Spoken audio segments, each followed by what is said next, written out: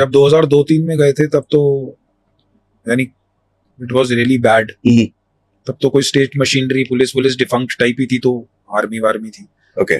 But या police की intelligence होती है, बट डीजीपी वीजीपी से हमारा कभी, वी आर ग्राउंड सोल्जर्स।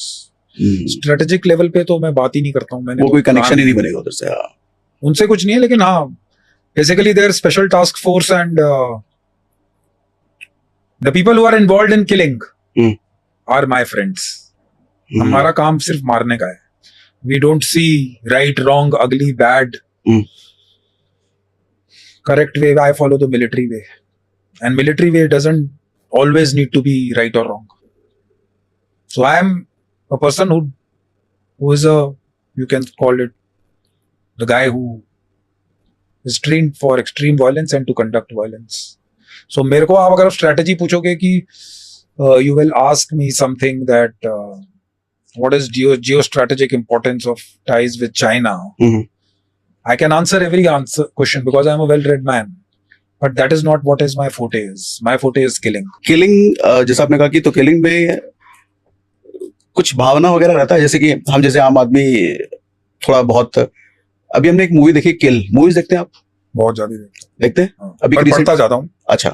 अभी जो लेटेस्ट देख रहा हूँ, जो पिछले एक हफ्ते से चल रही पर मैं खत्म नहीं कर पा रहा हूँ, land of bad on Amazon Prime.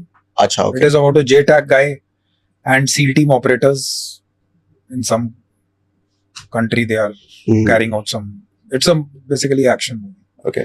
तो उस मूवी में मैंने क्या देखा, एक सीन है जो वो भी SF कमांडो का ही हीरो जो है, वो इधर से डालता है चाकू और इधर से फाड़ता हुआ यहाँ तक ले आता है और बड़ा क्रूरली।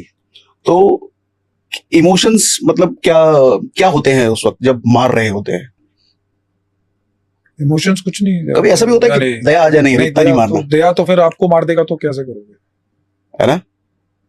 मतलब जितना ब्रूटली आप किल कर सकते हो। आपको मैं अब हिंदी में आप इसको ट्रांसलेट करना, the incoming bullet has the right of वे। आप समझते हो, जो गोली अंदर आती है आपके ऊपर आती है, उसका राइट ऑफ वे, वो अपने डायरेक्शन और स्पीड से आती है। वो ह्यूमैनिटी, किलिंग्स, फीलिंग्स, इमोशंस, वो थोड़े पीछे रह जाते हैं। आप समझ रहे हैं मैं क्या कहने की कोशिश कर रहा हूं? Incoming bullet has the right of वे। वो ये नहीं देखती कि ये किसको लगेगी और कहां पे लगेगी। अगर आप ट्रेंड और आपकी मेंटल फैकल्टीज और आप उसको डॉज नहीं कर सकते, so then you are not suppose to do what I have done. I should be somewhere in a 9 to 5 job, having coffee with my girlfriend, talk about things in podcasts and educate people, but that is not how life goes. वो जिंदगी वैसे नहीं चलती जैसे हम सोचते हैं। सो emotions जो आप, मैं coming back to your original question, जो आप इमोशंस पूछ रहे थे, अगर इमोशंस से आप बात करेंगे तो इमोशंस आर बहुत पीछे रहते हैं। अगर आप इमोशनल बनोगे तो सबसे पहले गोली जो इनकमिंग बुलेट की मैंने बात की थी वो आपको लगेगी। अगर वो बाय चांस आपको 1-2 मीटर से मिस कर गई या 1-2 फीट लेफ्ट राइट हो गई तो आपके बॉडी को लगेगी। अगर उसको भी मिस कर गई तो एक इनोसेंट सिविलियन को लगेगी। और अगर उसको भी मिस कर गई और उसको चलाने वाले को हमने एलिमिनेट नहीं किया, तो अगर ये ऑपरेशन नॉर्थ कश्मीर में हो रहा है तो श्रीनगर में गंद मचेगा। अगर आपने उसको उधर भी एलिमिनेट नहीं किया तो जहां पर आप नोएडा में बैठे हैं और जहां पर हम ये पॉडकास्ट कर रहे हैं, इधर गंद मचेगा। So it is my moral responsibility कि इमोशंस को मैं थोड़ा पीछे कर दूं और कंसंट्रेट करूं, जिसके लिए मुझे पब्लिक सर्वेंट हूं मैं, और जिसके लिए मुझे तनख्वाह मिल रही है और जिसके लिए मुझे अलाउंस मिल रहा है। सो मैं I don't care much about emotions in life. Emotions हैं, ठीक है, नहीं है, मर गया, लग गया, that is what it is, that is how it goes. So it is very simple, यानी डायरेक्टली प्रोपोर्शनल रिलेशनशिप है इमोशंस और स्पेशल फोर्सेस ऑपरेटिव का। अगर आप ज्यादा इमोशंस देखेंगे तो then you will not be able to do your job. And emotions doesn't give you anything, it doesn't, यानी कि आपकी कोई ऑपरेशनल कैपेबिलिटी बढ़ाते नहीं है। Yes, one word is compassion. वो ठीक है, आपको लाइफ डेथ को देखकर क्लोजली लगता है कि you should be compassionate, but not emotional. Emotions are for fools. You tell me कि it's simple. A guy has come all the way from Afghanistan or Pakistan, infiltrated into our great country and trying to create ruckus, यानी गंदी मचाएगा आकर अंदर। तो ये तो हमारा moral responsibility है इसको उड़ाना। तो इमोशंस तो इसमें कहीं दूर रहते नहीं। अभी ऐसा हुआ कि कोई टेररिज्म में से, अपोजिशन में से कोई कम उम्र का कोई बच्चा सा ऐसा है, जैसे हमने भी फिल्मों में कई बार देखा है, कभी ऐसा फेस किया आपने? कोई छोटी उम्र का? हाँ, 19-20 साल के टेररिस्ट आते हैं। हाँ, तो इलाज एक ही है कि पहुंचाना है उनको जहां पर उनको पहुंचना चाहिए, और मारो, मतलब ब्रूटली मारो। ब्रूटली यानी कि गोली मारो उसको, यानी ही इज फायरिंग एट, पूरी मैगजीन आपके ऊपर खाली कर रहा है, ग्रेनेड लॉब कर रहा है। So तो हम ये if नहीं देख he's सकते with कि- if he's with a weapon and he's doing all those things, whether he's 17, 18, 28, 25, उसको आपको you have to do your job. That is what it is. It is simple. It is simple logic, simple common sense with what we go for. And we will not go for those people who will, यानी जहां पर हमको थोड़ा सा, अगर if government thinks or our superiors in the army think कि यहाँ पर इनकी जरूरत नहीं है, तो हम उधर अपना, we don't go for peace negotiations and talks. We are not paid to carry out peace for negotiations and all. वो अलग लोग हैं, who are much more qualified than me, who are much more educated than me, who are at a position जो मेरे से, अगर आप hierarchical order में कहोगे, वो वाले लोग भी हैं। मेरा वो रोल ही नहीं है। We are the tip of the spear, so we will do what we are supposed to do. आपकी बॉडी में ये सारे टैटूज का कोई पर्पस कुछ फील कराने के लिए? टैटूज का मेरा शौक था, फौज में छोड़ने के बाद बनाए हैं। अच्छा, छोड़ने के बाद? And every tattoo, like they say, has a story, so it has story. I have been saved many times by the grace of Lord Shiva. मैं भगवान शंकर में मानता हूँ, उनके हैं सारे टैटूज, फिर मेरे टीममेट्स के लिए डेडिकेटेड हैं। Then there are all apex predators, lion, wolves, shadow wolves, skull, I think so, some quotes, Lord Shiva, snake, that's what it is. Yeah. Falcon. ऐसा क्या हुआ जो आप मानने लग गए? आप जितने दूर बैठे हो, मेरे ऊपर 30 राउंड फायर हुए थे, मिलिटेंट ने मारे थे, मेरे को एक भी गोली नहीं लगी। ये कैसे? अब आप कहोगे कि भगवान नहीं एग्जिस्ट करता। मेरा फौज में कर्नल बनना, because I generally did what I have to do. मैं ज्यादा, इट्स नॉट दैट कि मैं फौज की बात नहीं मानता था, लेकिन whatever my principal said and whatever my heart felt right, I used to do it.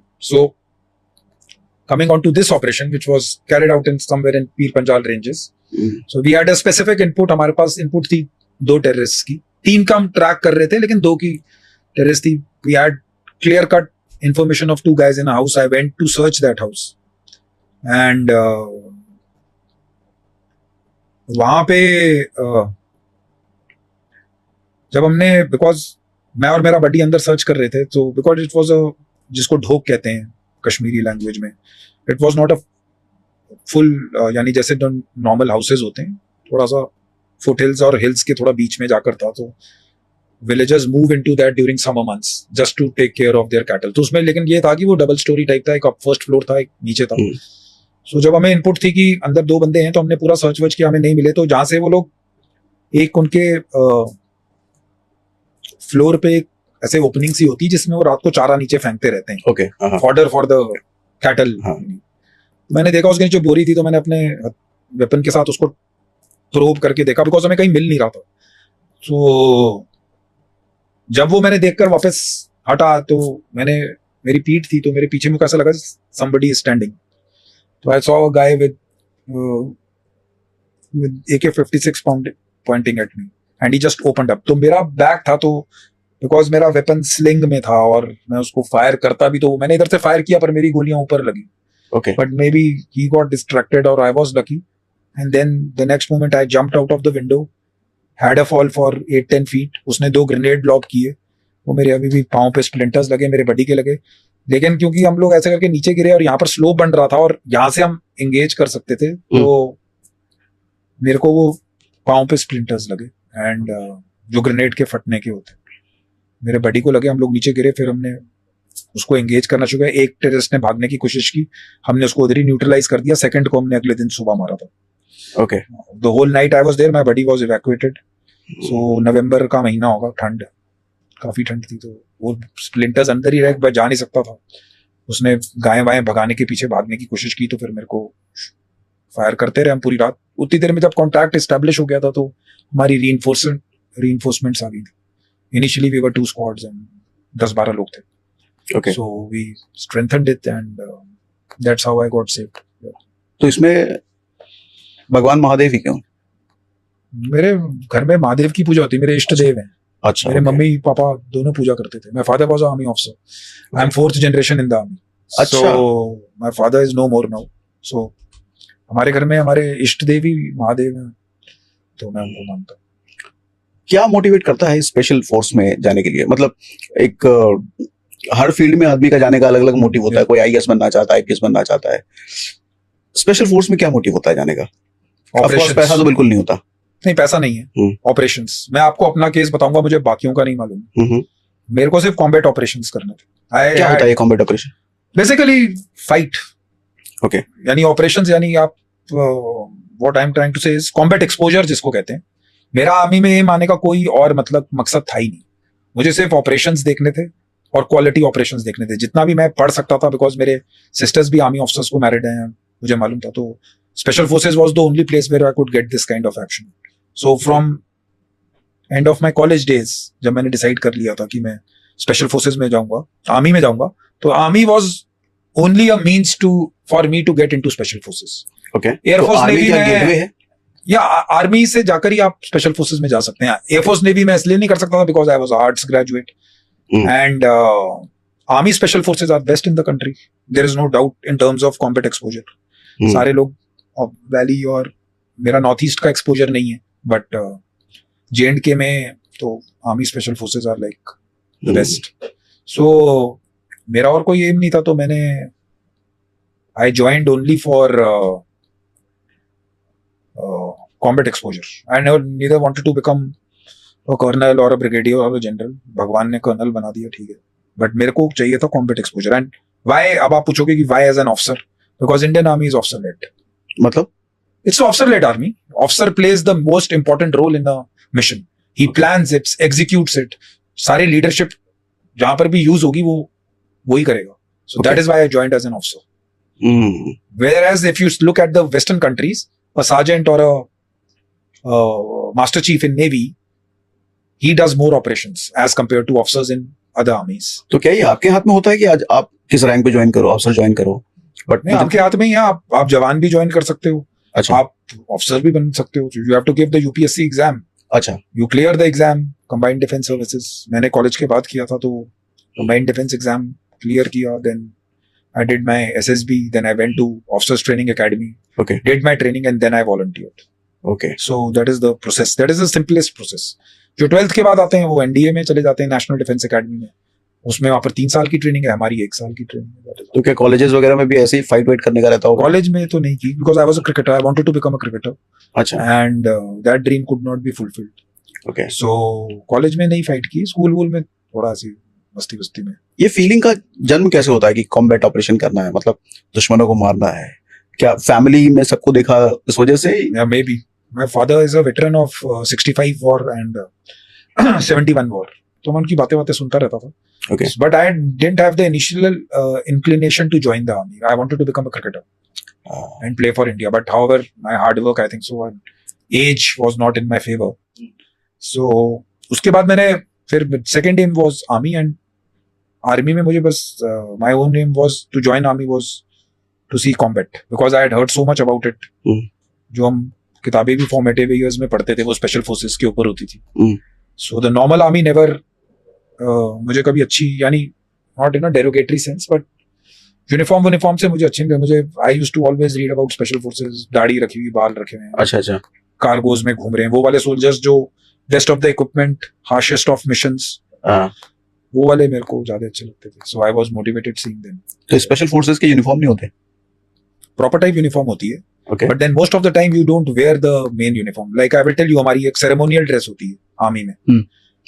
उसको हम स्टाफ एसडी ड्रेस कहते हैं. It's a winter ceremonial dress. वो मैंने अपनी सर्विस में पहली बार 12.5 साल में पहनी थी, जो कि नॉर्मल आर्मी ऑफिसर 1-1.5 साल में, और जो अगर आईएमए से पास आउट हो रहा है दिसंबर के महीने में, वो तो उसी ड्रेस में ही पास आउट होता है. okay. So, मैं पहली बार जब आर्मी हेडक्वार्टर में पीस टेन्योर में गया था तब मैंने वो पहनी थी. अदरवाइज हमारी हमेशा यूनिफॉर्म कॉम्बैट यूनिफॉर्म ही रही है. और कॉम्बैट में भी अगर आप वैली में डिप्लॉयड हो तो ये कोई नहीं पूछेगा कि आपने शूज ट्रैकिंग वाले पहने हैं, आपने कॉम्बैट अमेरिकन पैटर्न पहनी है, आपने शर्ट टी शर्ट में आप घूम रहे हो. Nobody asks you, but they will ask you कि whether your bullet is hitting the mark or not, whether you have killed militants or not. So I'm that kind of guy. So वो ये बात करेंगे आपसे, वो पूछेगा भी नहीं. Even if a general, you go for a briefing. Obviously, if it's a ceremonial function like a wreath laying ceremony, which is for a martyr, तो आप obviously अपनी पूरी ड्रेस में आएंगे. That is because वो इवेंट वो demand करता है. लेकिन जब आप वैली में ऑपरेशंस कर रहे हैं, then nobody asks you कि they will ask you कि मिलिटेंट मरा कि नहीं, तू 10-12 दिन बाहर से आया है कि नहीं, 3-4 दिन सोया है कि नहीं. लोग ये देखते हैं. लोग ये नहीं पूछेंगे कि तेरी यूनिफॉर्म ठीक है कि ये, वो दूसरी आर्मी से पूछने वाले क्वेश्चंस हैं, हमारे से नहीं. It's not, we are not those guys. We are not the boys next door and we don't play during the day. ये क्या मतलब हुआ इसका? अरे we are not the guys जो नॉर्मल आपके दुनिया में एग्जिस्ट करते हैं. We are not there. आपने एक आदमी को ट्रेन कर रहे हो आप एक्सट्रीम वायलेंस के लिए. Do you think he will be normal? नहीं. You want to, have you ever jumped from an aircraft? नहीं. Have you ever done deep sea diving with combat loads? Have you ever jumped from 25,000 feet? Have you ever killed man at close quarter? Then you are a normal guy, no? People who are doing it are not normal guys. So अगर उसको आप इतना train कर रहे हो तो उसमें swag तो होगा.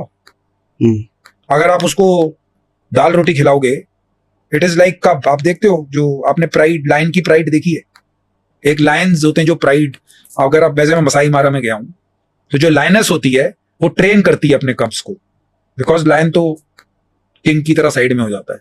लेकिन जो किलिंग और हंटिंग की प्रैक्टिस है, अगर वो उसको ट्रेन करेगी नहीं, उसको मीट का शौक नहीं डालेगी, तो डू यू थिंक कि वो हंट करेगा? लायन नहीं बन पाएगा. लायन कैसे बनेगा?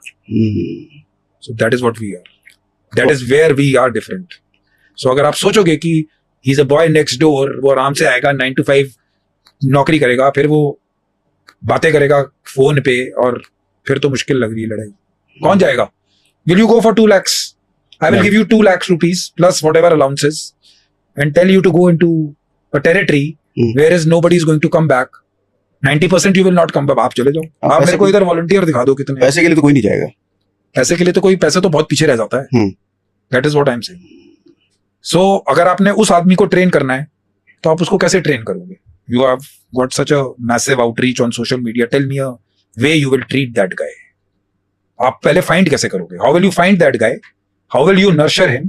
And how will you unleash him? बताइए. पता नहीं, मुझे आप ही बताओ. मैं बताता हूँ आपको.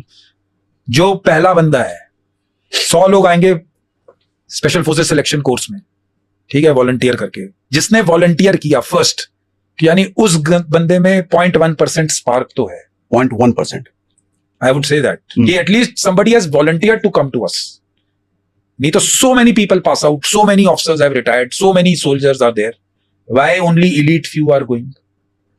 चुनिंदे ही लोग क्यों आ रहे हैं? कुछ तो उसके अंदर होगा कि मैं वॉलंटियर कर रहा हूं. And he knows he is volunteering for something which is, यानी कि वो larger than life है. ठीक है, कुछ तो उसके अंदर होगा. चलो, उसको वहां पर आपने किया, फिर आप उसको दोगे कि चल भाई तू आया नॉर्मल, उसको तो आपने भगाना शुरू किया. मैं आपको स्टेशन पे रिसीव करने आता हूं, ठीक है, और मैं आपको दूंगा चल भाई यहां से यूनिट तक भाग कर चल. पहना दोगे उसको, आते ही पिट्ठू पिट्ठू शुरू कर दोगे उसका प्रोग्राम. मैं आपको एग्जांपल दे रहा हूं, हर यूनिट का अपना तरीका है. आप 9 नंबर के जूते पहनते हो, मैं आपको 11 नंबर के दूंगा. जो छाले पड़ेंगे ना, वो 90 दिन जाएंगे नहीं तुम्हारे उससे. तो उसके पहले तो किया तुमने उसको सेट, आप समझ रहे हो. फिर जब उसके दर्द होगी, फिर उसका हर रोज वो काम चलेगा. फिर आप उसकी नींद लोगे उससे वापस, सुलाओगे उसको 1-2 घंटे, 2-3 घंटे कहीं चोरी छुपे सो लिया, वो उसकी इंजेन्युइटी है. फिर आप उससे फायरिंग कराओगे रात दिन, उसको बेस्ट ऑफ द इक्विपमेंट दोगे, उसको फिजिकल फिटनेस में इतना माहिर करोगे कि वो कहेगा कि ये तो बंदा ही नॉर्मल नहीं, यानी मेरे को डर नहीं लगता किसी चीज से. By the you are finding those guys. So what I am trying to say is कि आप उसको वो चीजें कराओगे जिससे उसको लगेगा कि ये नॉर्मल काम आदमी तो काम करता नहीं है, तो उसका दिल खुलेगा. ठीक है, फिर आप उसको ले जाओगे जहाज पे. अगर वो प्रोबेशन क्लियर कर लेता है, 100 लोग आए, 5 भी कर सकते हैं, 4 भी कर सकते हैं, 20 भी कर सकते हैं, 15 भी कर सकते हैं, 100 के 100 भी कर सकते हैं, अगर कैलिबर है तो. नॉर्मली रेशियो क्या होता है? कितने लोग प्रोबेशन निकाल पाते हैं? 10-15% आउट ऑफ 100. आउट ऑफ 100, हाँ, इतने 15. और ये 2-3 घंटे सोने की बात करी आपने, ये 90 दिन की बात करी, या रोज का? नहीं, रोज के 2-3 घंटे ही मिलते हैं. 2-3 घंटे सोने को मिलते हैं. बीच में एक आधा हेल वीक डाल दो जिसमें वो 1 घंटा भी ना सो पाए. हेल वीक क्या होता है? Hell week is basically you are testing him to his limits. सोने नहीं दोगे आप 1 हफ्ता. उसको खाने तो देंगे, खाना नहीं रोकेंगे, बट उसको अगर वो ज्यादा खाएगा तो वो जाग नहीं सकता। किस तरह का खाना होता है उस हेल वीक में?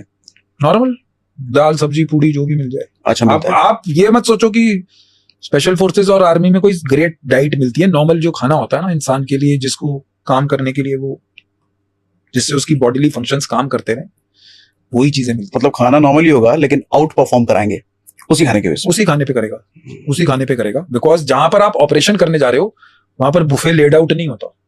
अगर आपने 3 लीटर पानी पकड़ लिया तो वो 4 दिन भी चलेगा, 5 दिन भी चलेगा, हफ्ता भी चलेगा, 10 दिन भी चलेगा, और फिर आप हिल नहीं सकते। Because it is not a easy life what I am talking about. So आपने उसको किया, ये सब प्रोग्राम किया, फिर आप उसको, जब उसने प्रोविजन के लिए, फिर आप ले जाओगे उसको जहाज पे, बोला कि चल भाई तू इधर से छलांग मार। अब वो भी नॉर्मल आदमी नहीं कर रहा है। वो कितने फीट ऊंचा से? बेसिक तो 1200 फीट से होता है, लेकिन अगर उसने कॉम्बैट फ्री फॉल करना है तो वो 25,000 पे ऑक्सीजन जंप्स भी करेगा। वो स्पेशलाइज टेक्निक्स है, वो लेटर स्पेशल फोर्सेस ऑपरेटिव के टेन्योर में। ये बेसिक 1200 फीट आपने बोला? बेसिक जो जंप होता है जिसमें आपको पैराशूट विंग मिलता है, जिसमें आपको स्टैटिक लाइन जंप्स आप जो करते हैं, वो 1200 फीट से होती है। सो वो कराएंगे आपको, वो करेगा, फिर वो और उसका दिल खुलेगा।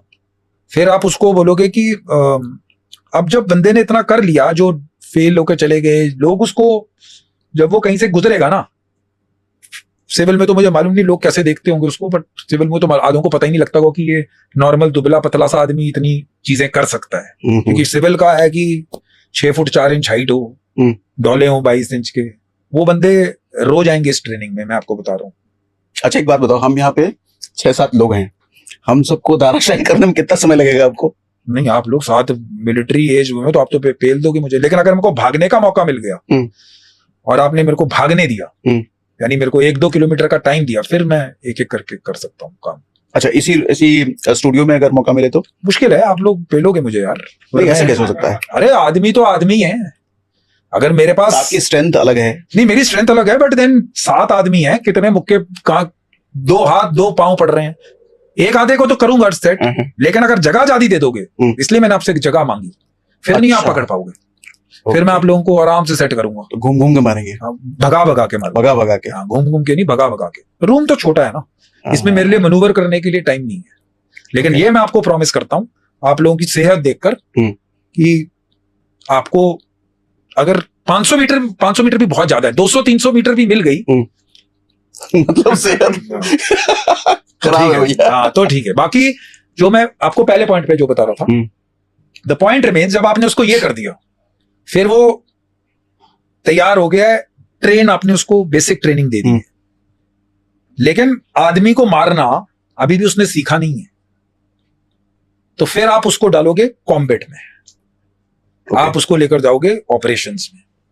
कई बार प्रोबेशन के दौरान ही ले जाते हैं अगर यूनिट्स फील्ड में डिप्लॉयड है, नहीं तो फिर वो जाता है ऑपरेशन में। वहां पर उसको फिर बताया जाता है कि शू लेस कैसे बांधना है, क्योंकि उसने रेंज पे फायरिंग की हुई है, अपनी साइट्स अलाइन कैसे करनी, सेकेंडरी आर्म कैसे निकलेगा, पर्सनल वेपन कैसे फायर करेगा, उसको अपने best of the weapons, best of communication equipment, best of demolition यानी एक्सप्लोसिव्स की ट्रेनिंग आपने उसको, medical, he can easily be better than half of the medical assistants in the world. वो gun shot wound लगेगा तो वो ivy YV दे सकता है, ठीक है। तो आपने उसको पूरा एक पैकेज बना दिया। तो जब आप उसके अंदर कॉम्बैट डालेंगे, आप उसको लेकर जाएंगे एक्चुअल ऑपरेशंस में, फिर वो देखेगा फायर फाइट, क्योंकि जब तक आप टारगेट पे फायर कर रहे हैं, वो पूरा वर्ल्ड फायर कर सकता है। When the target fires back, फिर वो उसको एक एक दिन बैठना शुरू करेगा, जो उसने ट्रेनिंग में सीखा था। पहाड़ों में सर्वेलेंस में बैठेगा, ठंड को आजमाएगा, ऑपरेशंस में जाएगा।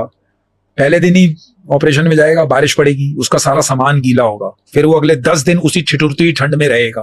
फिर वो सोचेगा कि मैं कैसे इस पीस ऑफ ग्राउंड को अपना घर बनाऊं, जो उसको जो भी 4, 5, 6, 7 फीट मिल गई जगह जहां उसने बैठना है, तो फिर वो करेगा।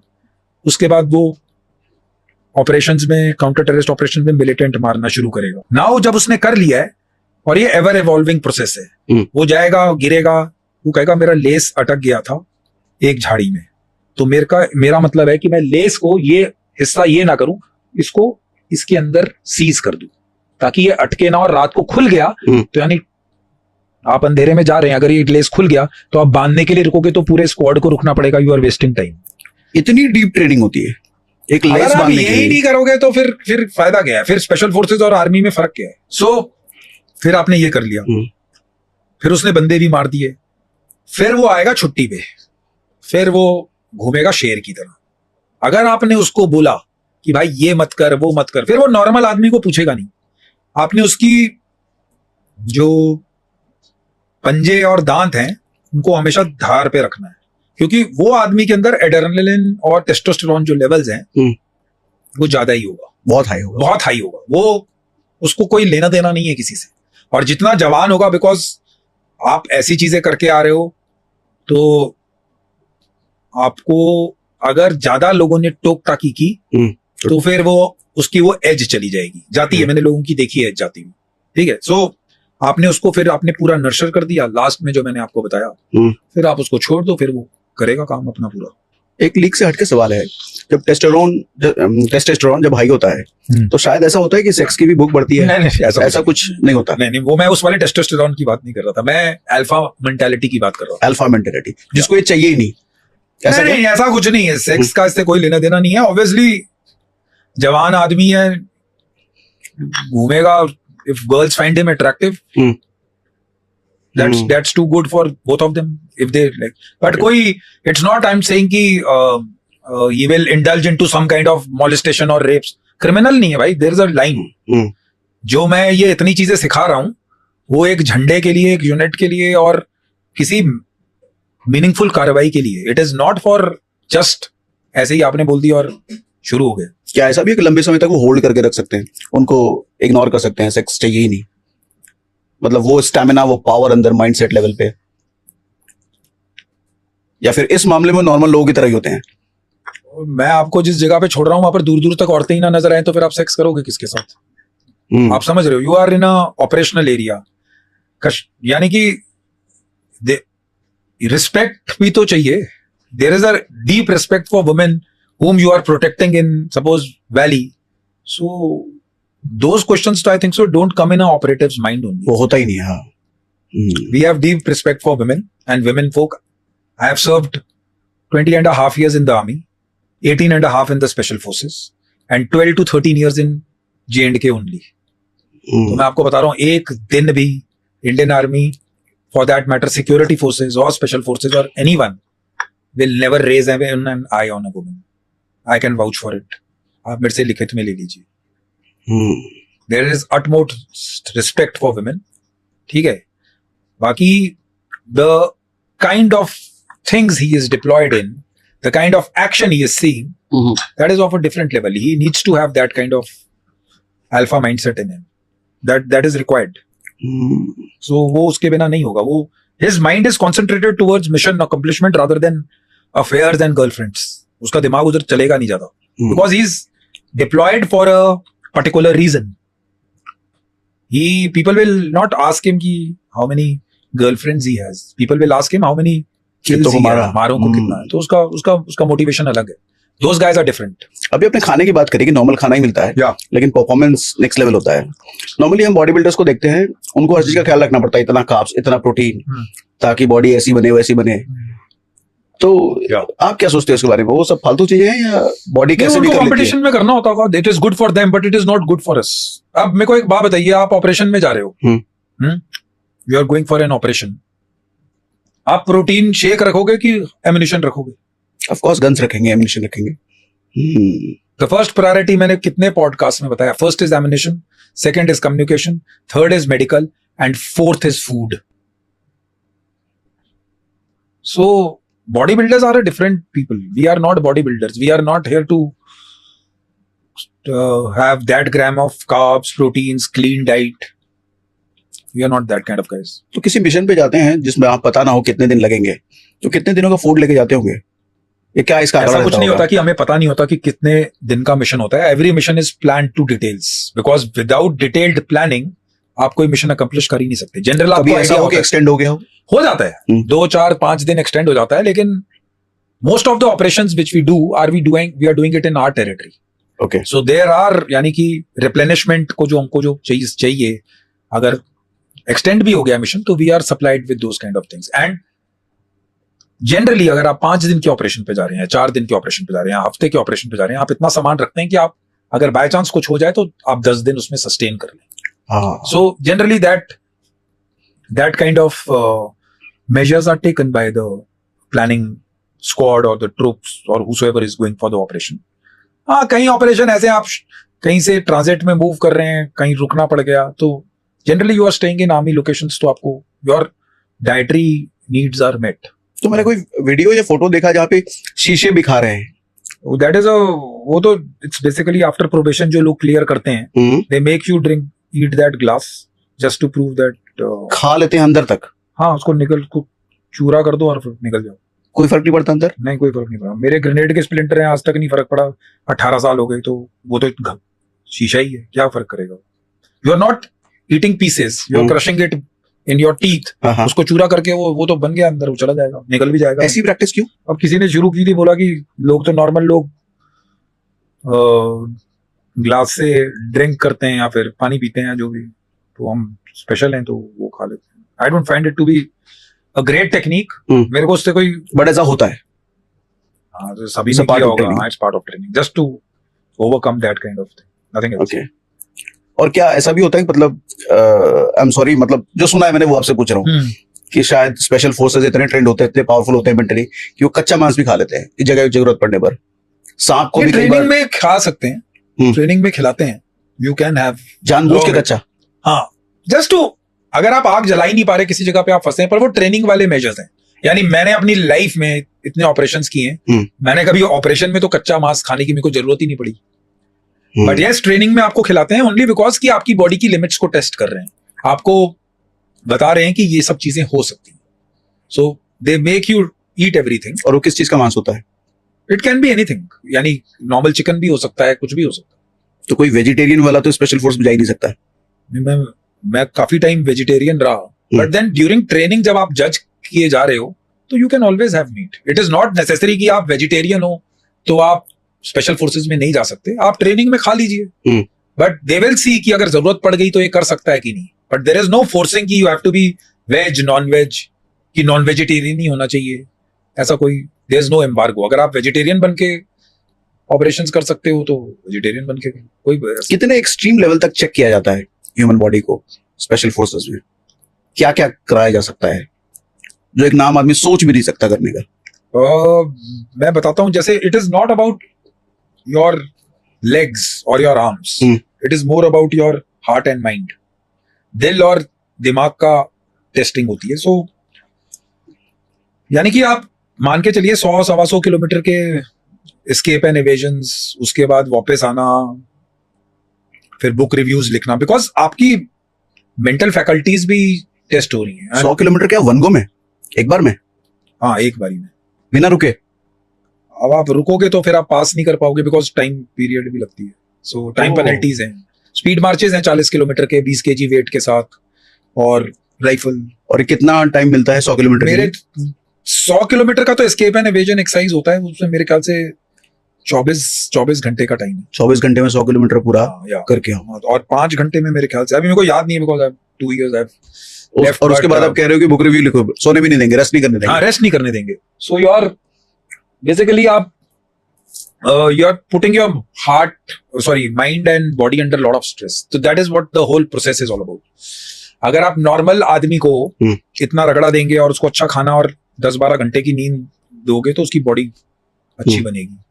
But special forces, the stress level is increased only because आपको परफॉर्म ही उस टाइम पे करना है। अगर आप नॉर्मल आदमी की तरह, एथलीट की तरह काम करोगे तो यू आर। तो इसका मतलब ये समझ आता है कि बॉडी के बारे में जो कहा जाता है कि जितना आप स्ट्रेस दे रहे हो उतना रिलैक्सेशन, उतना रेस्ट देना जरूरी है, ऐसा नहीं है। बॉडी किसी भी माहौल को अडॉप्ट कर लेती है। स्ट्रेस रेस्ट ना दो भी चलता है, तो भी चलेगी। But then that is why there is a period left to for a period to it. या फिर तो आप ऐसे बोलो कि ये प्रोबेशन ही 1 साल की होनी चाहिए। Your body will take it to a level. So they basically जो कंसेप्ट है वो आपसे वो चीजें करवानी है जो आपको ये बिलीव कर दे, जिसने 40-50 किलोमीटर ट्रेनिंग में चल लिया सो वो एक्सपीरियंसेस उसके दिमाग और उसकी बॉडी से जाते नहीं। अगर आप उसको अचानक बोलोगे कि आज 50-60 करना है तो वो कर लेगा, because he knows his limit कि अच्छा ये ऐसी मेरी बॉडी रिएक्ट की थी उस टाइम पे ऐसे। सो आपने उसको उस पे अट्यून कर दिया है। So not every week he is running 40 kilometre, आप समझ रहे हो, बट देन आपने उसको ट्रेनिंग में ऐसा तराश दिया है कि वो इन चीजों को नॉर्मल मानेगा। And it is not about, ज्यादा मेरे हिसाब से फिजिकल तो है ही नहीं, it is all about mental कितना बंदा उस पे टफ कर सकता है। हाँ, इट इज नॉट फिजिकल 19-20 का फर्क है जो लोग आते हैं unless and until somebody is volunteering from a field location जहां पर उसको इतना फिजिकल फिटनेस का प्रैक्टिस नहीं मिला। Otherwise because the cream comes, the best of the army comes, normal आदमी आता ही नहीं है। So he has already prepared himself for this kind of mental and physical pain. तो पेन और डर फिजिकल नहीं होता, मेंटल इट्स मेंटल, सब इट्स टोटली मेंटल। यानी कि इसमें फिजिकल एस्पेक्ट्स नहीं है, आप समझ रहे हो। यानी कि फिजिकल एस्पेक्ट्स एक लेवल के बाद खत्म हो जाते हैं, बिकॉज वही चीज आप हर रोज कर रहे हो, आपके साथ लोग कर रहे हैं, एंड आप कैसे उस स्ट्रेस को मैनेज कर सकते हो, कैसे वो अगला स्टेप ले सकते हो, कैसे you can take one more step. So as a special forces guy who has I have seen 3 probations in my life। 3 probation, हाँ, मतलब 90 दिन का। हाँ, एक 90, एक 6 महीने और एक 90। सो मैं आपको बता सकता हूं, एक दिन at a time, 1 step at a time. अगर आप पहले दिन में और सीधा ही 90वें दिन का सोचोगे, you will never be able to clear it. वो डर मार देगा।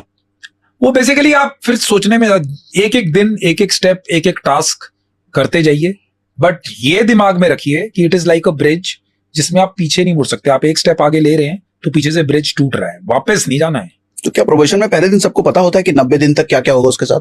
जनरली बिकॉज लोग इतना नॉलेज गेन करके आते हैं क्योंकि आर्मी वाले ही आ रहे हैं, सो जनरली उसको मालूम है कि ये, बट उसकी बॉडी कितना टेक ऑन करेगी, वो कितना उसको ले सकता है उस प्रेशर को, वो जब तक वो खुद नहीं करेगा उसको पता नहीं। बिकॉज हेयर से अकाउंट है कि भाई तेरे साथ ये करेंगे, रात को सोने नहीं देंगे, रात को फायरिंग होगी, इसका ड्रिल होगा, इधर बैठाएंगे, फिर उधर लेकर जाएंगे, फिर ये होगा, ये होगा।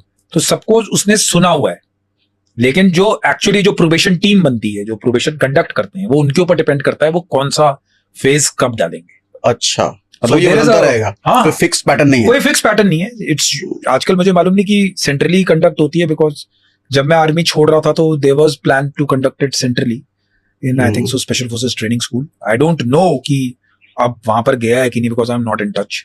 बट यूनिट में जो आता है, जो प्रोबेशन ऑफिसर और जो प्रोबेशन टीम होती है जो कंडक्ट करती है उन 70, 80, 90, और हर बंदा कंडक्ट नहीं करता है। It is only a particular dedicated people who test them.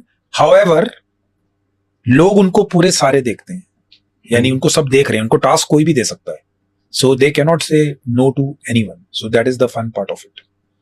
सो आप उसमें करते हैं, you are grueling yourself day in day out.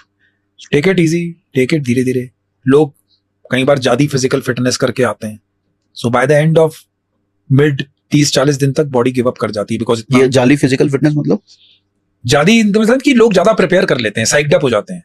You should come as a normal physically fit person जो नॉर्मल टास्क कर सकता है, बिकॉज प्रोबेशन में आपकी बॉडी को इतना ज्यादा मेंटल और फिजिकल स्ट्रेस मिलेगा कि अगर आपकी body is not well rested तो आप आउट परफॉर्म नहीं कर पाएंगे, आप यानी you will not be able to, थक जाएंगे।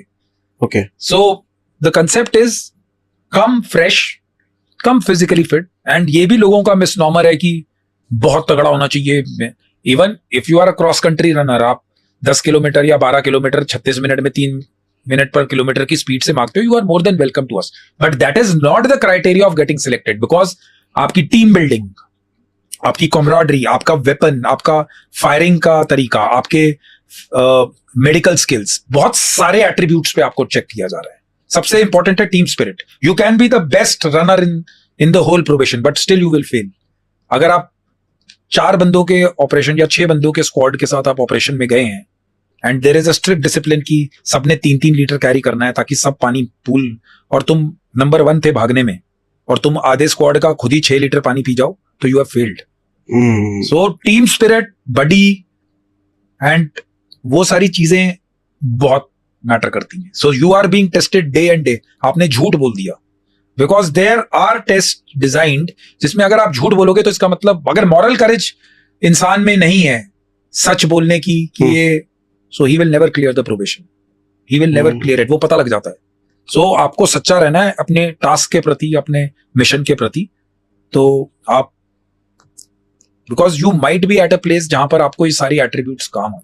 सो it is a wholesome package. It is one of the best trainings a person can get. कितने दिन तक भूखा रखा जा सकता है मैक्सिमम?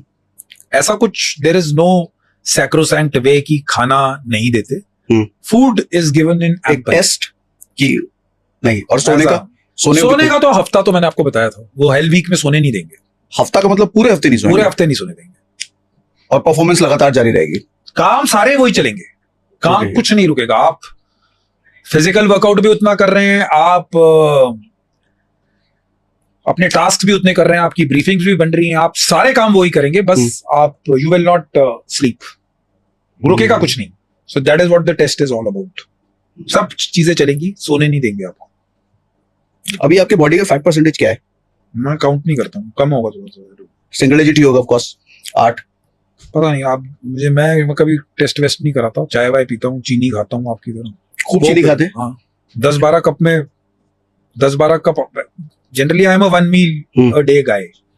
So आई विल, अगर मैं ट्रेन कर रहा हूँ, जैसे आज सुबह मैं 20 भागा हूँ, अगर मैं इधर नहीं आता तो 10 किलोमीटर. हाँ, ओके. So I drink. आज की मेरे ख्याल से 4 minutes, आज इजी रन था तो 4 minutes 47 seconds. 4 मिनट में 20 किलोमीटर? नहीं, 96 minutes में 20 किलोमीटर. 96 मिनट? 95-96 minutes. तो ये पर minute I 4.47 per kilometer. So the thing is कि maybe I've pushed my body to those levels. इसमें I know when I need. If I can. और मैं नॉनवेज नहीं खाता हूँ अभी. मैंने छोड़ दिया है. तो मैं पहले खाता था, अब तो खाता ही नहीं हूँ. 1-1.5 साल हो गया. पार्टली रिलीजियस, पार्टली मेरे को स्मेल आनी शुरू हो गई थी थोड़ी सी. But not in the special forces. अभी सिविल में आकर I have stopped it. So दाल खाता हूँ, सब्जी खाता हूँ, रोटी खाता हूँ. ये शुगर इतनी क्यों? शुगर पता नहीं, ठीक लगती है मेरे ख्याल से. हमारे को तो जब स्पीड मार्च भी होते थे हमारे स्पेशल फोर्सेस में, तो उसमें हमको चाय और हलवा ही मिलता था. उसके बाद मैंने तो आज तक अपनी सर्विस में इसके अलावा कुछ देखा ही नहीं. यानी अगर 40 किलोमीटर का स्पीड मार्च और 100 किलोमीटर का एस्केप एवेजन करके भी हम वापस आते थे, चाय पकौड़े और तले हुए पकौड़े, चाय और हलवा मिलता था. Source of energy sugar? हाँ, instant source of energy maybe. So I do it. So मैं करता हूँ, but I would not tell people to follow my routine also. You should take it because I have experience. अगर मुझे मन करेगा कि मुझे चॉकलेट खानी है तो मैं खाऊंगा चॉकलेट. अगर मेरे को मन करेगा, my body feels, if I feel weak, अगर मुझे एक ब्रेक आइसक्रीम की खानी है तो फिर मैं वो नो शुगर नो फैट वाली एक आइसक्रीम आती है, पता नहीं कुछ होता है वो नेचुरल, जिसमें फैट शुगर ही नहीं होता. वो नहीं, मेरे को फुल फैट फुल शुगर चाहिए. अभी आपकी एज क्या हो गई? 46 में 25 सितंबर को कंप्लीट करूंगा. और 2 साल आपके हो गए रिटायरमेंट के? हाँ जी. क्या बदलता है फिजिकल लेवल पे, मेंटल लेवल पे रिटायरमेंट के बाद? रिटायरमेंट के बाद सबसे इंपॉर्टेंट चीज है कि रिस्पॉन्सिबिलिटी नहीं है. Okay. There is no responsibility. I have to look after only my self and my family. Whereas in army, I am looking after 500 troops plus 300-400 में उनमें जो मैरिड है उनकी फैमिलीज. Somebody is deployed, कोई valley में diploid है, कोई high altitude में कहीं पर डिप्लॉयड है.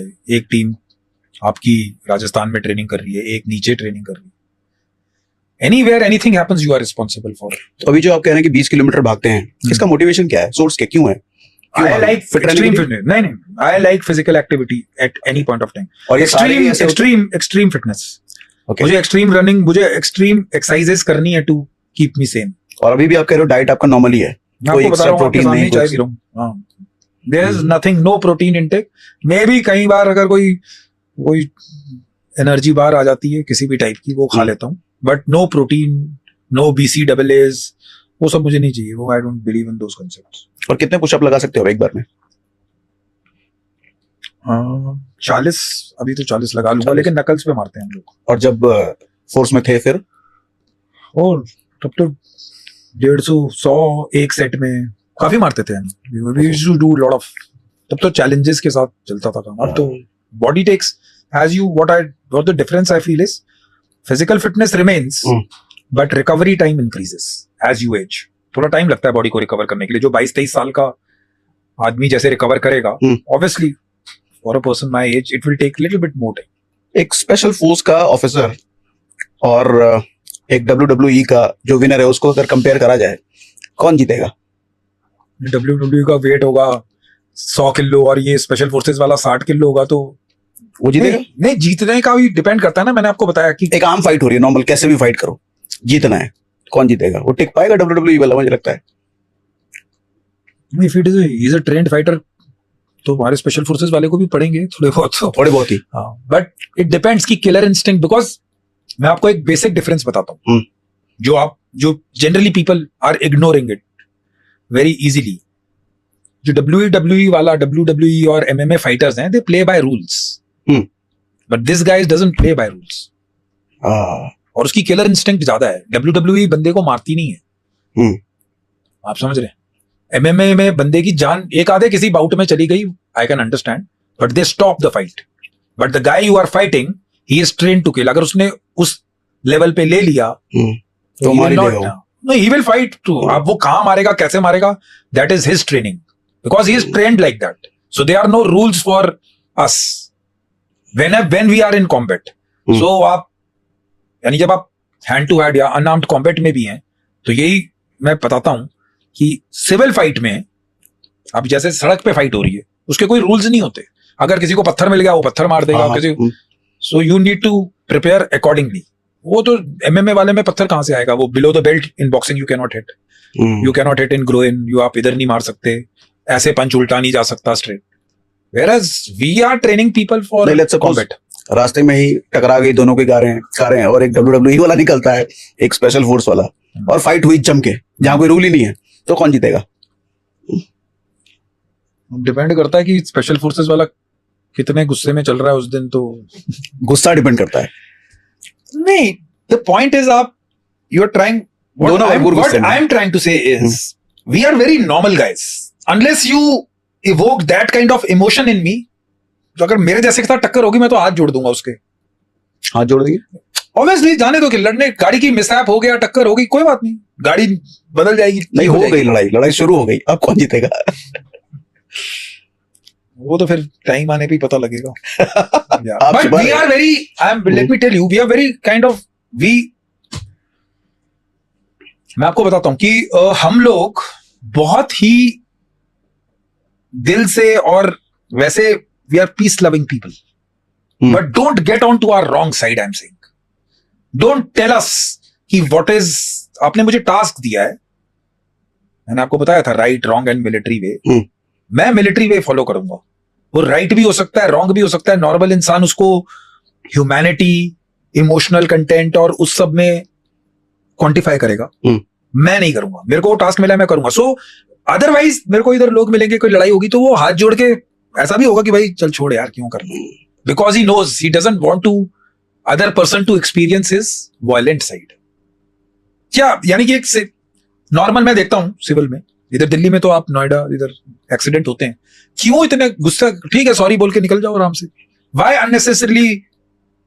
वाई यानी कि अननेसेसरीली स्टार्ट अ कन्फ्रंटेशन. लोगों को यानी कि अगर ज्यादा एक्साइटेड आदमी है, उत्तेजित जिसको कहते हैं, मिलते हैं, मैं भागता हूँ सड़कों पे ही, बहुत मिलते हैं उत्तेजित, करने दो उसको, हाथ जोड़ दो, वो आपको झुक जाओ, क्योंकि आपको मालूम है कि इसको आप 1 सेकंड भी नहीं लोगे उड़ाने में. यू नो योर कैलिबर ना. तो क्यों बिना बात में? और वो सिविलियन आदमी है, he doesn't know what he is entering into. किससे पंगा ले रहा है उसको पता, उसको मालूम ही नहीं है. सो मैं कहता हूं कि सारे स्पेशल फोर्सेस का यानी कि वेरी नॉर्मल पीपल, आपको पता भी नहीं लगेगा कि ये बंदा ये काम कर सकता है. अगर आप मुझे नॉर्मल सिविल में देखोगे, मैं नॉर्मल शर्ट पैंट पहन के चल रहा हूँ, जीन्स और टी शर्ट पहनी हुई है, ठीक है, तो बोला पतला सा आदमी है, चल रहा है यार, क्या करेगा ये. But in my case, if a true blue जो स्पेशल फोर्सेस ऑपरेटेड है, अगर मैं इन सबको देखूंगा, I will make my mental appreciation. मैं उसको साइज अप कर लूंगा कि मैं इसको कैसे करूंगा. वो बैठे बैठे ही मैं आपको बता दूंगा किधर एग्जिट कितनी है, किधर से बाथरूम है, किधर से नीचे जाना है, 12th फ्लोर कहां पर है, स्टेयर्स का है, वो मेरा डिमीनर है, वो मेरे अंदर इनग्रेन्ड है, वो मैंने 20.5 साल वो काम किया है। जहां पर आप लोग सोच नहीं सकते, वहां पर मैं सोचकर वो काम कर चुका हूं।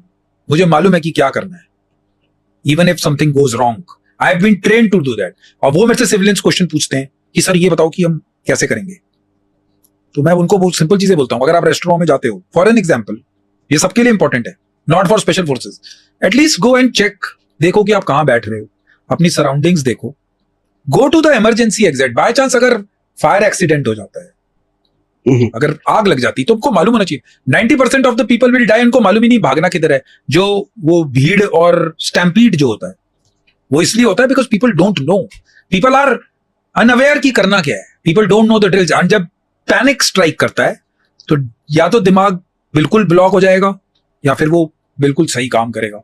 सो in our cases, because we have seen so much of panic, so much of, अगर आग लगेगी भी तो हमें मालूम है कि जहां पर लोग भाग रहे होंगे जरूरी नहीं है वही सही रास्ता है, there can be a different exit also, and that comes with practice. आप देखिए उसको कि कहां बैठना है। In case of women, you are going, आप किसी टैक्सी में बैठ रही हैं शाम को, ठीक है, I wanted to make this vlog on my channel also, so click a picture of the जो टैक्सी नंबर है, ठीक है, सारे लोग 4G 5G तो सब जगह चल ही रहा है, click a picture, if possible click a picture of the through some angles where you are heading, आप किस जगह क्रॉस कर रहे हो, अपने नियर एंड डियर वंस को वो सिचुएशनल अवेयरनेस भेजते रहिए।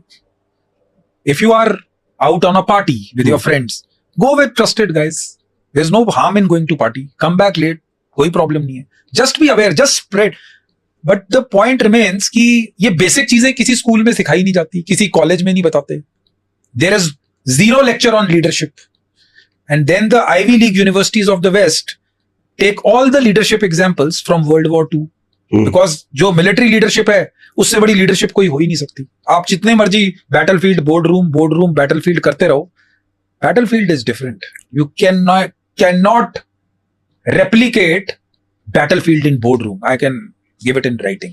कभी ऐसा हुआ आपके साथ कि कभी कहीं रास्ते पर या कहीं किसी जगह पे कोई आपसे उलझ रहा हो और आप अवॉइड करो, छोड़ यार माफी मांग लिया, लेकिन फिर भी उलझ रहा हो और दे दिया फिर आपने धोधा करके उसको? ऐसा कभी नहीं? मैं हाथ जोड़ देता हूँ सबके सामने, फिर भी अगर जबरदस्ती पीछे पड़ाते, गाली वाली दे दे, फिर सुन लेते हैं। हाँ, इतना पेशेंस भी है, पेशेंस और पर्सिवियरेंस तो चाहिए। आप 6 दिन के ऑपरेशन के लिए गए, आपको नहीं मिल रहा है मिलिटेंट, आप 2 दिन और रुकोगे, फिर आपको कुछ सस्पिशियस मूवमेंट दिखाई देती है, चलो 1 दिन और ट्राई करता हूं, और फिर 9वें दिन आप मिलिटेंट मारते हो। तो अगर आपकी लाइफ में पेशेंस और पर्सिवियरेंस नहीं है और आप सोचते हो कि सक्सेस आपको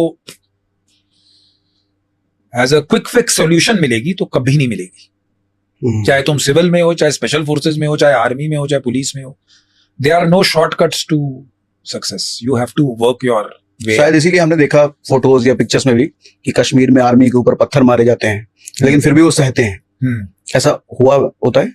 स्टोन पेल्टिंग होती है, वो हुई थी। हम लोग पोस्ट बुरहान वानी जब था, I was deployed in valley, तो होता था। लेकिन उसमें मैं एक पॉइंट कहूंगा कि जो सीआरपीएफ थी, they did a fantabulous job, because देखो मेरा टेक है, मेरे नाक पे भी पत्थर लगा था बाय द वे, ओके, हाँ। तो मेरा टेक क्या है, हम लोग आए हैं मिलिटेंट मारने, अगर मैं पत्थरों पे ध्यान दूंगा तो मैं मिलिटेंट नहीं मार पाऊंगा। और सीआरपीएफ का आई एम फ्रॉम माई, जब मैंने स्टोन पेल्टिंग वाला ये देखा था टेन्योर, और जब मैं उधर था, CRPF did a great job. वो बिल्कुल आउटर कॉर्डन लगाते थे, स्टोन पेल्टर्स को कोशिश करते थे जितना दूर रख सकें। देन राष्ट्रीय rifles did a great job, and उनकी फिर टीम्स हमारे साथ। हम मेरा मानना है कि अगर आप मीट पे जा रहे हो ना, अगर आप बिल्कुल मेन एम पे हिट कर रहे हो, तो आपको बेकार की चीजों के इरिटेंट्स पे ध्यान नहीं देना चाहिए। अच्छा, स्टोन पेल्टिंग एक इवेंट है, वो लोग बाहर देख रहे हैं, you concentrate on killing the guy inside. तो आप कैसे उस वक्त रिएक्ट कैसे करोगे? लोग पत्थर मार रहे हैं, लोग नफरत, थोड़ा सा ध्यान बटता है कि पत्थर ऊपर पड़ रहे हैं, आप अंदर ऑपरेशन कर रहे हो, डिस्ट्रैक्शन होती है, but you do your operation, come back out fast. अगर मिल गया तो ठीक है, अगर बिकॉज इट्स अगर फायर हो गया, कॉन्टैक्ट हो गया, शुरू हो गया, तो यानी पॉजिटिव आइडेंटिफिकेशन हुई, मिलिटेंट दिखाई दिया, फायर फाइट हुई, आपने उसको एलिमिनेट किया, अगर वो होल्ड अप है फिर तो और भी फौज आकर उनको सिविलियंस को पीछे कर देगी। तो गुस्सा नहीं आता सिविलियंस, हम इनको बचा रहे हैं और यही में मार रहे हैं? That is okay, that is part and parcel. वो तो that is beyond my pay grade to think. There are well paid people and well learned people who have to take that decision. जिस जगह पे मेरा role नहीं है, my task is to eliminate. मैंने आपको पहले भी बताया था। सो आई डोंट नो कि ये हम सिविलियन बचाने आए हैं या वो करने आए हैं। ठीक है, initially once you go first और सेकंड टाइम, मैं 20 साल पहले एज अ यंग लेफ्टिनेंट गया था, मुझे अजीब सा लगता था, but then I adjusted according to the realities. मुझे लगता था कि बिकॉज आप ओथ लेकर आते हो बाय एयर, लैंड और सी, आपको प्रेसिडेंट्स कमीशन मिलता है, so you are full of energy, आपने किताबों में कुछ चीज पढ़ी है, मीडिया कुछ और बोल रही है, and you enter as a young officer in actual combat. But when the first bullet flies past you, और जब आप मार देते हो बंदे को, then and you see the reality what is going on, then you try to get away from it, because वो आपको फिर लगता है those are things which are like, ये तो चलो ठीक है यार, अभी इसमें अगर सिविलियंस हम उनकी रक्षा कर रहे हैं, वो हमारे को मालूम है हम कर रहे हैं, they don't want to accept it, it is their call, but let us do our job, which is hitting the militants and the leadership. Yeah. कभी ऐसा हुआ है कि मतलब वॉर के टाइम पे आपका कोई साथी वो नहीं रहा, उसको क्या फीलिंग होती होगी? वॉर तो खैर मैंने नहीं देखी, पर काउंटर टेररिस्ट अगर वो मान लो अधमरा हालत में है, तो पहले उसको बचाएं या दुश्मन को मारें? फर्स्ट, अगर वो इंजर्ड है तो इतना तो है कि वो अपना थोड़ा सा स्टेबल हो सकता है खुद, बिकॉज इज अ ट्रेन्ड गाय। और अगर नहीं हालत में है ऐसे तो? इफ इज डेड नहीं है, जिंदा है लेकिन कुछ कर नहीं पा रहा।